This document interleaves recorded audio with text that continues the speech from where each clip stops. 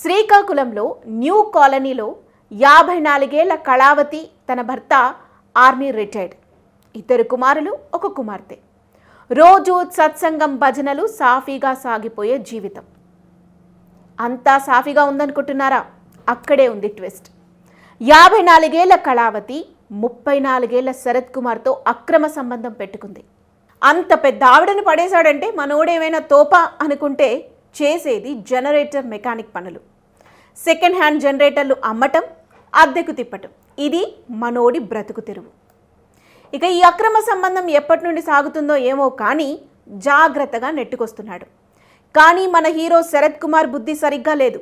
ఇక్కడే చిన్న ట్విస్ట్ ఏంటంటే ఈ పెద్ద ఆవిడ కాకుండా పడుచు పిల్లలతో కూడా రిలేషన్ ఉంది ఈ శరత్కి.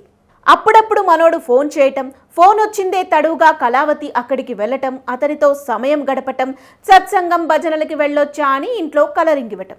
ఇది తంతు.